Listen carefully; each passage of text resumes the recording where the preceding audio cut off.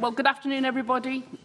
Call the Assembly to order, please. And the first item on our agenda this afternoon is item 1, which is questions to the First Minister, and question 1 is Claire Griffith. Diolch i'r Llywydd. A wnaeth y Prif Weinidog ddatganiad am gefnogaeth i hawnwyr grant byw'n annibynnol Cymru yn dilyn dirwyn y grant i ben. Diolch. Gai jyst ddechrau, Llywydd, os allai jyst i roi diolch i hynna gwirfoddolwyr sydd wedi gweithio mor galed yn ystod y tywydd garw. Hynna, wrth gwrs, wedi helpu i gael staff a gwasanaeth iechyd i gwaith, a hefyd, wrth gwrs, yna sydd wedi gweithio mor galed mwyn sicrhau bod yna lai o bwysau ar y gwasanaeth iechyd, Llywodraeth leol ac, wrth gwrs, gwasanaethau argyfwng. Wel, ni yn rhoi enghraifft dadniad ar rhoi cyllid llawn o 27 miliwn o bunnoedd i'r awdurdodau lleol i'w galluogi i ddiwallu anghenion gofal a chymorth o rhai sy'n cael taliadau ar hyn o bryd oddi wrth grant byw'n annibynnol Cymru. Mae bobl ag anableddau, wrth gwrs, ac sy'n derbyn y grant byw'n annibynnol yn dweud thai mae pryder mwyaf nhw yw colli'r elfen yna o annibyniaeth mae'r grant yn ei roi nhw ar lefel bersonol. Maen nhw'n gwerthfawrogi yr annibyniaeth yn fwy nag unrhyw beth arall. Felly, pa sicrwydd allwch chi roi byddan nhw'n parhau i fwynhau yr un annibyniaeth pan fydd y Llywodraeth chi'n dirwyn y grant yna i ben? Wel, ni wedi bod yn monitro beth mae'r awdurdodau lleol yn wneud, a bydd hwnna yn parhau yn ystod y sefyllfa sydd gyda ni ar hyn o bryd, sef y cyfnod newid. O ddechrau'r cyfnod hynny ym mis Ebrill llynedd i ddiwedd y cyfnod hynny, bydd beth mae'r awdurdod lleol yn wneud yn cael i fonitro. Ni'n gwybod, wrth gwrs, bod unigolion wedi cael i asesu hefyd yn ystod yr amser ni.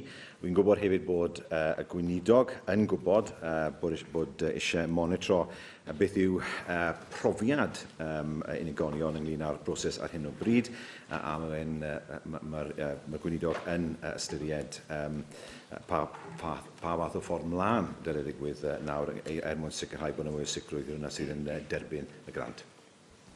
Mark Isherwood. Well, thanks for that partial clarification. The Independent Living Fund's pre-devolution was about giving individuals choice and control over how they spent their money, their fund, to live independently. Initially, the Welsh Independent Living Grant worked that way, but unlike Scotland and Northern Ireland that have developed their models in partnership with the third sector, you're requiring local authorities to meet with people receiving the grant to agree the support they need to do this, which the Welsh Independent Living Grant Save the Welsh Living Independent Grant campaign says, independent living is a rights issue, and closing the Welsh Independent Living Grant is a betrayal of disabled people, our families, friends, our staff and our community, because it takes their voice, choice, control and independence away from them. I know that the leader of the campaign met Hugh Ranker-Davies in January, and the leader of that campaign subsequently said this was probably the most important meeting of his life. That's how important this is. Will you, at this final point, please listen to this community and recognise that independence means giving them choice and control and not having to agree how they should spend their money with well-meaning experts in County Hall when they are the real experts in their own lives? Well, can I mean, in terms of how we got to where we are, there was an advisory group, as the member will know. It recommended providing future support through local authority social services. Now, the principle behind that was to ensure that all disabled people in Wales were supported to live in the same way, and to ensure that the finite funding, let's remember that transferred from the UK government, is used directly for that purpose and not on the operating costs of separate arrangements for only some disabled people. We've made sure in Wales that every penny of that money has gone to recipients. That has not been the case elsewhere in the UK. Ricky Howells. Diolch, Llywydd. First Minister, I've been contacted by a number of constituents who are also concerned about the future working of the grant. My constituents are not concerned as to where this funding comes from, whether it's Welsh Government or local authorities. All the concerns then is that they will be given the same level of support. So what can the Welsh Government do to monitor this new system to ensure that local authorities continue to provide that level of support? Well, that monitoring is continuing. We know that local authorities had reviewed or were in the process of reviewing the future support needs of just over 350 of the former ILF recipients in Wales. Out of these, just over 30 had already agreed and were receiving their future support direct from the authority or by receiving direct payments in order to obtain their support themselves. Now, there is a need, of course, to continue with the monitoring arrangements. As I mentioned earlier on, we want to monitor recipients' experience of the process, and that is what the Minister is considering at the moment in terms of how that might be taken forward. Thank you. Caroline Jones. Diolch, Llywydd. First Minister, many local authorities appear to be struggling to meet their obligations under the Social Services and Wellbeing Act. For example, many carers across the country have not received carer assessments. The end of the Independent Living Grant places additional pressures on local authority social services. And First Minister, can you guarantee that those in receipt of the Independent Living Grant will receive support that is equal to or better than the support they currently receive once local authorities have to provide that support? Well, the money has been transferred to local authorities. We want to make sure that the level of care remains, if not at least as good, rather, as it has been in the past. And I remind the member, of course, that the amount we spend on social services per head in Wales is significantly higher than in England. Question 2, Neil Hamilton. Officer. First Minister provide an update on progress to lower the minimum age for voting in elections in Wales. Well, we consulted on lowering the voting age for local government elections recently. That change will be implemented for the next elections, given effect through the local government bill in the autumn. And I know that Llywydd is consulting separately in respect of elections to the Assembly. I thank the First Minister for that reply. There are strong arguments for reducing the voting age to 16, but would the First Minister agree with me that consistency is also an important element in the law, and if somebody is adult enough to be able to participate in choosing the government of the country at the age of 16, they should be able to drive a car lawfully, to decide for themselves whether to get their bodies tattooed or pierced. They should be able to buy alcohol lawfully. They shouldn't be subject to any rules on film censorship, and so on and so forth. If we're not to have any consistency across the whole range of the law, what possible justification could there be? Well, there's no consistency in that case now. I believe that 16-year-olds are well able to vote. They're able, for example, to give their consent for medical procedures. Why then should they not be able to form their own minds, or make up their own minds in terms of who to vote for? They can't drive till they're 17. They can't consume alcohol till they're 18. They can't be a competent driver till they're 21. They can't ride any motorcycle of any engine size till they're 24. There are inconsistencies, of course, but nevertheless, to my mind, 16 is an appropriate age, and the Scots showed this in their referendum for young people to be able to vote at. David Melding. First Minister, perhaps you've noted that in Scotland, in the referendum on Scottish independence, the number of 16 and 17-year-olds who voted was 75%. Compares to 54% for the age group that just after that, 18 to 24.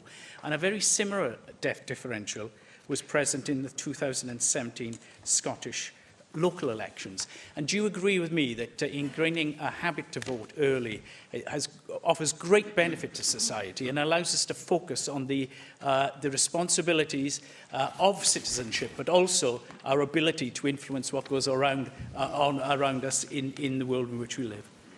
Absolutely. In Northern Ireland, in many years gone by, the slogan was vote early, vote often. The second bit of it, I suspect, we need to leave out, but the figures speak for themselves.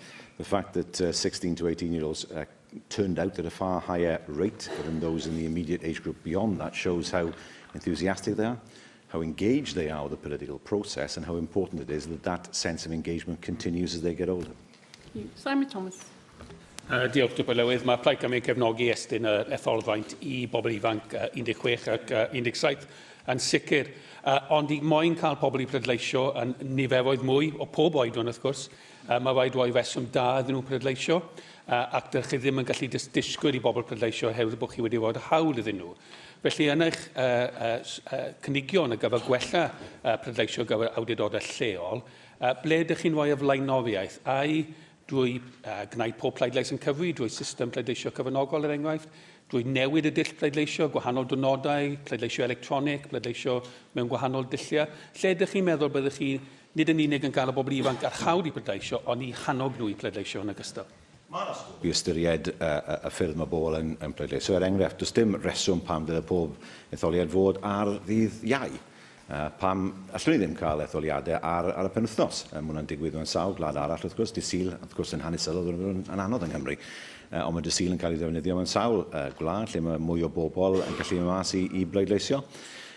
Mewn amser, fi'n credu fe welwn ni amser lle mae bobl yn gallu pleidleisio mewn ffordd electronig. Mae yna gwestiynau, wrth gwrs, ynglyn â'r diogelwch, ond fi'n sôn mewn amser bydd yna'n cael ei ddatrys. Ond beth sy'n holl bwysig yw sicrhau bod bobl yn cael, bobl yn eisiau pleidleisio.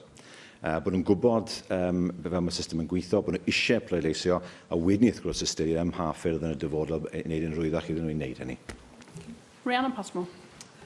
Diolch, Deputy Presiding Officer. First Minister, the proposals announced by the Welsh Government in January to lower the voting age to 16 in local council elections achieved wide cross-party support. And as the Cabinet Secretary for Local Government and Public Service has stated, local democracy is all about participation. First Minister, it is our duty to ensure the political rights that we bestow to all our children are allied with commensurate political activity and literacy. What actions, therefore, can the Welsh Government take to ensure that every Welsh child, wherever they are born and educated in Wales, has access to comprehensive and universal civic education at the heart of their education to ensure that they are politically literate on the governance of Wales and the United Kingdom? Well, we are developing a new curriculum for Wales, and one of the 4 purposes of the new curriculum is that young people leave education as ethical, informed citizens who are able to understand and exercise their human and democratic responsibilities and rights. And, of course, making sure that happens in practice will be an important part of the curriculum, because we know that education is about qualifications, yes, but it's also about developing the whole person and the whole person's knowledge of society around them. Thank you. We'll now turn to party leaders' turns to question the First Minister, and the first up today is the Leader of Plaid Cymru, Leanne Wood. Diolch yn fawr iawn. First Minister, the media has reported today that at least 271 highly vulnerable mental health patients have died over the last 6 years after failings in NHS care, and that 136 NHS bodies have been given legal warnings by coroners. As is often the case, the report refers to patients in England and Wales. Can you tell us, has any Welsh NHS body been subject to a legal warning by coroners regarding the death of a mental health patient?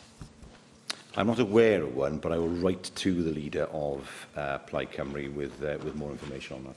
Okay, thank you for that. There have been many calls for an inquiry into these deaths, including calls from your own party. Now, we know that there have been failings in mental health care in Wales. We can all remember the Tywel van scandal. So I don't think there's any room for complacency on this question. Suicide rates are higher in Wales than they are in Scotland and England. Yet we also know that a minority of people who lose their lives have had contact with mental health services in the year prior to their death. This suggests that the mental health needs of all, but possibly young people in particular, are not being met. Can our public services be more proactive in identifying and supporting people who are experiencing mental health crises to get help earlier? And do you have an access problem with your mental health services? I think there are issues with certain sections of the population not accessing services, not wanting to, or not knowing how to or not recognising where they may have symptoms that imply a negative state of mental health. Of course, through the schools, we have a support system now that helps young people, and we would encourage GPs as they talk to people who come to see them perhaps with physical ailments to actually try to identify whether there is something deeper that is affecting a person's overall state of health. I think you can do much more than that, First Minister. We know that children and young people with mental health difficulties go an average of 10 years between first becoming unwell and getting any help. And many of us here in this room, I'm sure, will have casework of patients who have had to fight to get any support at all. Now, I've got reason to believe that the number of people detained by the police under Section 136 for their own safety, which are due to be published soon, will have gone up dramatically. I've also been informed that because that because some patients are not deemed to be at immediate risk, despite having been sectioned, they can be waiting days for transfer. Service capacity is clearly inadequate to deal with crisis, and reducing the usage of Section 136 has to now be a priority for your government. I will come back to this issue when those figures are published. But wouldn't you agree with me now that it is a good time to have a wider inquiry into our emergency mental health system to identify these failings? And isn't it time to stop pretending that everything is fine when clearly these figures demonstrate that it's not? I think it's important to wait to see what those figures actually show, and then on the basis of what we find to see what action needs to be taken.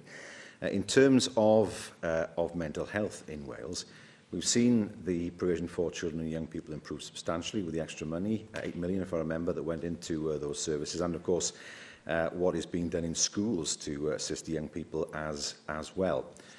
In terms of, she mentions figures that are yet to come out, I think it's important to wait until those figures are out and then make an assessment of what more needs to be done in order to bring the figure down, those who are subject to Section 136 orders, and of course those who tragically take their own lives. Thank you. Leader of the Opposition, Andrew Davies. Deputy Presiding Officer.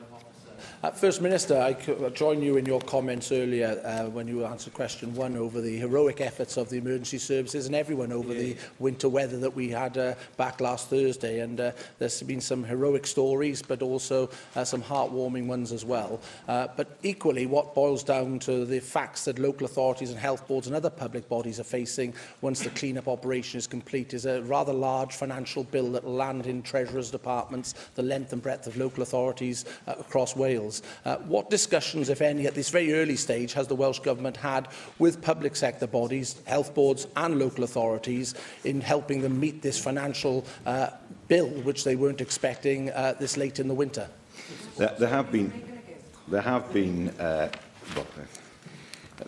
discussions with local authorities. At this moment in time, we have asked local authorities to quantify what the extra pressures might be in order for us to better understand the situation. I take it from that there will be Welsh Government support coming forward for local authorities, First Minister, in particular some of the ones here in the south which seem to have had the biggest quantity of snow dropped on them. But I would like to ask you the question about the National Procurement Service that the Public Accounts Committee looked at yesterday and the Auditor General has highlighted as being particularly poor value for money for the Welsh pound. When it was first brought forward, the then Finance Secretary to the Welsh Government said that this was going to be a collaborative model to actually deliver savings in public procurement, of which £4 billion of public procurement goes on here in Wales. The initial sum allocated was to try and save money around the £1 billion of public procurement on electricity costs and other costs that are met. It was deemed as a very Welsh way to meet Welsh businesses' needs and also deliver value for money for the Welsh pound. Well, virtually on all accounts, it seems to have missed its goals. What are you doing, First Minister, as a government to either make this system work better or actually reform it totally so we can get better value for the Welsh pound? Well, first of all, it has to be said the MPS hasn't lost money. It's not yet at the point where it can pay for itself from levy subscriptions, but the service is on target to secure the public purchasing services envisaged. That's about £40 million so far. The MPS actually belongs to its 73 members across the public service. It is governed by an independently chaired board comprised of representatives of the membership. We have hosted the service and we have supported it financially, but we don't actually own the MPS alone. I can say that uptake of MPS frameworks has increased steadily since it became fully operational in 2015, and it's still increasing, and indicative figures for spend for 2016 was 234 million, an increase of over 50% of the previous year, and that means indicative savings of 14.8 million. So we know that the service is growing, but it wouldn't be the case to say that it's lost money, but it's not yet in a position where its levy subscriptions are covering its costs. Well, First Minister, it's unable to pay the initial capital that you made available to it of £6 million. Of its running costs, its annual running costs of £2.5 million. In its first year, it was only able to attract £330,000 of levy money, as you put it. It's missed virtually every target that it was set at its first year. It's now in year 3. By any measure, what could have been an exciting national procurement service, actually delivering real value back to the taxpayer, has failed to achieve its goals. schools. And if you look at Welsh Government procurement, only 32% of its own procurement is localised here in Wales. But with your document, Prosperity for All, you talk about delivering greater payback to communities across the length and breadth of Wales. Well, using the procurement service, you failed in its first 3 years. How are you going to actually meet the policy initiative that is in your Prosperity for All document, with obviously delivering that Welsh pound back to businesses? We're confident that the MPS is on target. What the MPS needs to consider is whether to increase the subscription in order to provide more revenue for itself to cover those costs in the future. But we're confident that it's on course to meet its target. And as I say, the public purchasing savings that are envisaged as part of that target, we believe we will meet. And that what we do know is that around £40 million has been saved so far through the procurement service. And the leader of the UKIP group, Neil Hamilton. Mr. Presiding Officer, all members, I'm sure, are pleased, albeit in varying degrees, to see the return safely of the First Minister from the United States of America. I read the written statement which was published this morning by the Welsh Government of what he did on his trip there. I was quite surprised to see that there was no mention of any meetings with members of the United States government administration. And on the very day that President Trump announced that he was intending to see tariffs introduced on steel from all parts of the world, the First Minister was meeting the person who lost to President Trump in the presidential election, Hillary Clinton. Shouldn't the First Minister be more interested in playing power politics than the politics of impotence? Well, I'm not sure whether the leader of UKIP thinks I should have broken down the door of the White House in order to demand a meeting with the President of the US. It doesn't work that way, I can assure him. But of course, the issue of steel tariffs puts a very big hole in his view of the world, the post-Brexit world. Because we were told by him and by others that the way was now open for us to do a deal, a free trade agreement with the US. And yet one of the first things the US does is impose tariffs on steel, which we actually export to the US. Not a very friendly action, is it? The First Minister knows that the United States' concern about steel exports to the United States is not with Britain, because actually there's been an 11% reduction in the volume and value of steel that is exported from the UK to the US in the last 2 years. The quarrel is with countries like China, that produces half the world's steel, and where there's massive excess capacity equivalent to the entire consumption of steel in the United States over 1 year. Countries like Vietnam, Canada, which exports to the United States 10 times as much steel as we do. And the President is concerned about the effect of NAFTA with Canada and Mexico. We happen to be caught up in the slipstream of all this. And the response of the European Union to the President's announcement is likely to be disastrous whilst we're within the customs union, because the European Commission now says it wants to retaliate by introducing tariffs on cars, perhaps, and other manufactured goods, which could have massive impacts upon British workers' jobs and Welsh workers' jobs over many parts of the country. If we had an independent trade policy outside the customs union of the EU, we would perhaps be able to strike our own deals with other countries, in particular the United States, which is our biggest single trading partner, apart from the 27 countries of the EU. Well, let me try and educate him. First of all, US businesses want to see free trade. That much is true. The US government does not. It does not. These steel tariffs are being imposed on all countries. He may be right in saying that China and other countries is the main target, but this is a blunt instrument that's being used against all. No one has said in the US administration that the UK will be exempt in some way, or the EU will be exempt in some way. This is a tariff against all. Now, he then criticises the European Union for suggesting that there may be retaliation. What does he expect? Is he saying that if the UK was not in the EU, there would be no action by the UK government? Because if he wants a definition of impotence, he's just given it. The question is whether we should attempt to solve these problems by diplomacy and sensible talking to other parties, or engage in the kind of megaphone bellicosity that has come out of Brussels in the last few days. And there are very serious issues at stake here. Other countries like Germany and Spain export far more steel to the United States than Britain does. So Britain is not the cause of the current problems and concerns in the United States. And whilst it's true, the announcement which has been made so far is on the basis of this tariff applying universally throughout the world. The details of what's proposed are not yet published, of course, and those are up for negotiation. The US Commerce Secretary has said as much. So I revert to the first question I asked the First Minister. Does he not think it would have been sensible to open some channels of communication, even if it wasn't at the level of the President of the United States himself, but who is very pro-British? It's obvious from the things that he said in the time that he's been in office. Well, members can laugh, but the United States is globally a vastly important influence upon the economy, and in particular on jobs and the livelihoods of people in this country. We should surely want to get on as well as we could with the leader of the free world and with one of our most important trading partners. Well, he does with megaphone bellicosity without any sense of irony and blames Brussels for it. I have to say, the reality is that the current US government, and I don't believe this is a view shared by US businesses at all, nor those who invest in Wales, the current US government wants to impose 24% tariffs on steel from the UK. I agree with him. The UK is not the main target for these tariffs, but it's caught up in it anyway. Now, the Prime Minister herself has spoken to the President to no effect at all in terms of these tariffs being lifted.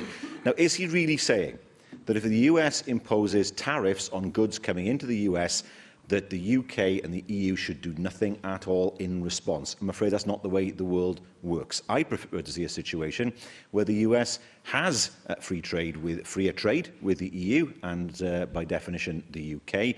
But it may have escaped his attention that the US has the most protectionist government it's had for many, many decades. It is not interested in free trade deals that are not wholly of benefit to the US. When I was in the US, one of the themes that emerged was that the NAFTA negotiations are based on the US demanding everything for itself, and no flexibility as far as Canada and Mexico are both concerned. You cannot be a protectionist government on the one hand and then say you want to have free trade on the other. I very much regret the announcement that was made by the US President in terms of steel tariffs. It may have an effect on the Welsh steel industry, but to sit back and do nothing is the most impotent response imaginable. Thank you. We now move back to questions on the order paper. Question 3, Mark Reckless. Will the First Minister make a statement on progress made in promoting Welsh trade with the United States of America? Yes, I refer the member to my written statement, which was issued earlier today. Now, the First Minister went to the United States promoting a free trade deal between the UK and the United States. He came back saying we'd have to leave it to the EU. Isn't the truth that his policy of a new customs union with the EU is the worst of all worlds, in that we would have no independent trade policy, yet we would have no say and no vote over the EU's trade policy? As with Turkey, the EU would set our trade policy and we would have no say. The US or Russia could specifically target UK exports and we would have no power to respond. How on earth would that be in our interests? Well, size and mass is important. The UK is just 60 million. The EU is far, far bigger. The US is far, far bigger. We are surely in a better position when we work with other countries in order to develop a common goal. That seems to me to be perfect common sense. But I have to say to him, he mentions the customs union. Once again, I say in this chamber, offer a better alternative to the customs union. None has been offered. And secondly, solve Ireland. How many times have I said it? I was saying it 3 years ago in this chamber that Ireland was at the heart of the problem when it came to a deal between the UK and the EU. Nobody has come forward with any suggestion that involves the possibility of an open border between North and South in Ireland, and yet still have the UK out of the customs union and the Republic inside the customs union. That would create a situation where smuggling would be right. There's no question about that. That is the question that was never answered in the referendum, hasn't been answered now, and still has no solution, apart from the obvious solution, which is stay in the customs union. Adam Price. Yn eich cyfarfod gyda chynrychiolwyr o Lywodraeth Quebec wythnos diwetha, o'ch chi wedi cael cyfle i drafod y fito sydd ganddyn nhw yn Quebec dros cytundebau masnach ryngwladol. I chi yn eich sylwadau hyd yma wedi dweud chi eisiau Gymru cael dylanwad, ond ddim y math o fito sydd gan taleithiau yn Canada, er enghraifft, ac dyd y gwir rhanbarthau Ewropeaidd fel Flandres a Wallonie hefyd. Oeddech chi wedi newid eich barn yn sgil yr ymweliad? Ddim codi fe yn ystod y trafodaethau. Wrth gwrs, mae Llywodraeth Quebec yn Lywodraeth sydd yn credu mewn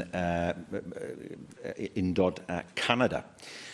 Ond dyn nhw ddim yn gweld hwn fel unrhyw fath o broblem. Ond wrth gwrs, un o'r pethau nes i drafod gyda nhw, system o sofreniaeth sydd wedi cael ei rannu, sydd yn bodoli yng Canada, a mae hwnna'n system yn fy marn ni dylen ni ystyried yn y Drafod Senedd. David Rees. First Minister, the leader of the UKIP group has already raised the issues that President Trump tweeted about the trade tariffs on steel. Unlike him, I and my constituents, many of steel workers, have deep concerns over the contents of that tweet and the implications it has on the steel industry.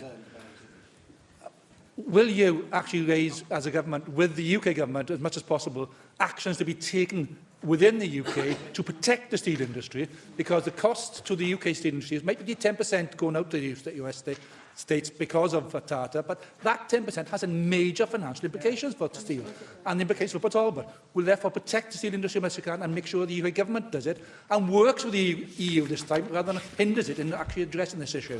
Absolutely. I know that a letter has gone from UK Steel to the UK government emphasising this point, saying that the obvious point that whatever is not able to be exported will seek to find a market within the EU. And that will inevitably mean a depression in the price of steel, and that will have an effect on all European steel makers, including, of course, those in Wales. Now, I very much regret the blunt imposition of tariffs that has been imposed by the US government. Look, I have argued for tariffs in the past against steel from China. I've said it in this chamber. But the whole point is you look to be selective in order to make sure that you protect your industries against those products that carry the greatest risk. Welsh steel is not a risk to US steel. It's not a risk to American security. It's not a risk to the US steel industry because we produce products that, by and large, are not manufactured in the US. And yet here we have the US government trying to use the blunt instrument of a tariff against all goods coming into the US. And that is a point that we have made to the UK government. This is something that's not acceptable. In fairness, the UK government has accepted that point, and we know that the Prime Minister has spoken to the President of the US expressing her great concern at what's being proposed. Question for David Rowlands. Will the First Minister make a statement on ambulance response times across Wales? We expect the Welsh Ambulance Service to work with partners to deliver sufficient emergency ambulance cover to ensure all patients who require an emergency response do so in a time commensurate with their clinical need.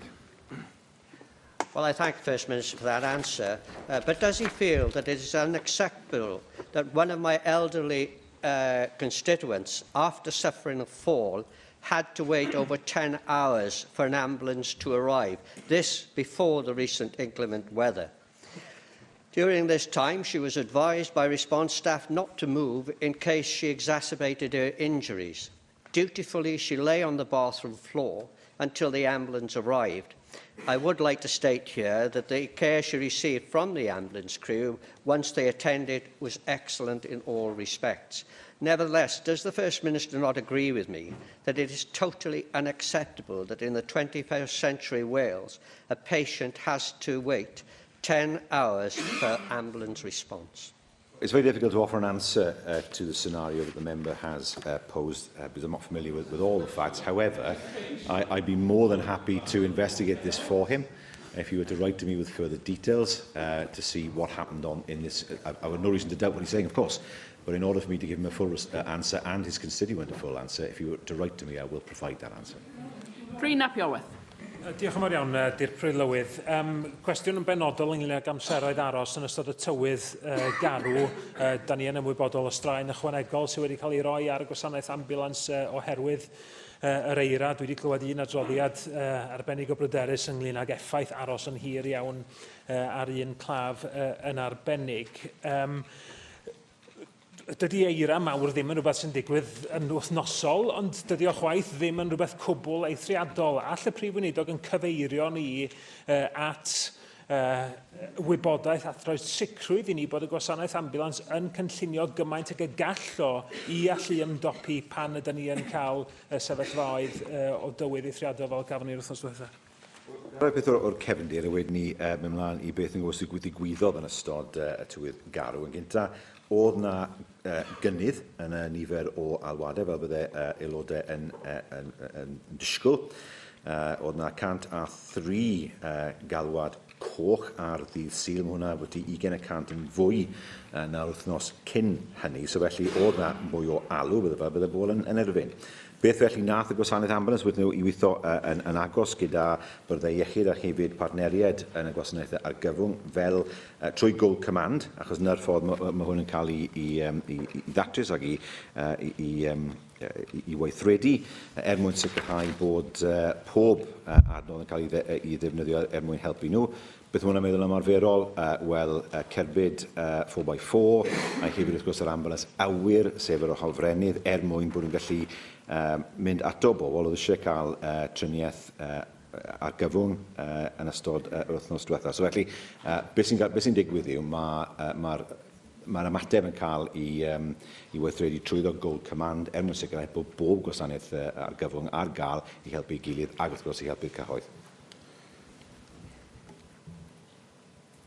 Thank you. Sorry, I was just listening to the end of the translation, which is slightly behind you. So. Question 5, Mike Hedges. Diolch. Will the First Minister make a statement on the role of universities in Wales as economic drivers? Through their teaching and research activities, Welsh universities are contributing to the wider prosperity and well-being of Wales, raising the country's profile internationally and attracting investment, and of course they have an important role to play in delivering our economic action plan. Can I thank the First Minister for that response? Across Europe, North America and parts of England, university act as major drivers of economic development and not just as major employers. For example, Mannheim has the Mannheim Centre for Entrepreneurship and Innovation that provides a founder and incubator platform for students, young entrepreneurs and investors. Aarhus has, like Cambridge, a research park fostering innovation and employment. Does the Welsh Government have any proposals to emulate those two successful European cities within the two city regions of Wales? Well, I would argue, of course, that they are already in place to a great extent and are being developed. If we look, for example, at the Menai Science Park development around Bangor University, it's one example, an example of collaboration between government, industry and Bangor University itself. Other examples, well, Swansea University's second innovation campus, of course, one of the largest knowledge economy developments in the UK, which I know before the member for Aberavon points out to me is in his constituency, but nevertheless, of course, is an important driver for both neighbouring constituencies and beyond, of course. We have the Trinity St David SA1 Innovation Quarter. That is estimated to contribute more than £3 billion to the regional economy over the next 10 years. We have specific, based, of course, at Swansea University, collaborating with Tata Steel, with NSG Pilkington and Axo Nobel, and that focuses on the generation, storage and release of energy related to buildings. And, of course, more widely, the compound semiconductor cluster infrastructure between Cardiff University and IQE and Aberystwyth's Innovation and Enterprise Campus. So we are seeing now the development in a number of universities of innovation and the example I've given in Bangor science parks in order to turn intellectual property and research into jobs. Thank you. Question 6, Sian Gwenllian. A wnaeth y Prif Weinidog ddatganiad am gynlluniau Llywodraeth leol, Llywodraeth Cymru i ddiwygio Llywodraeth leol.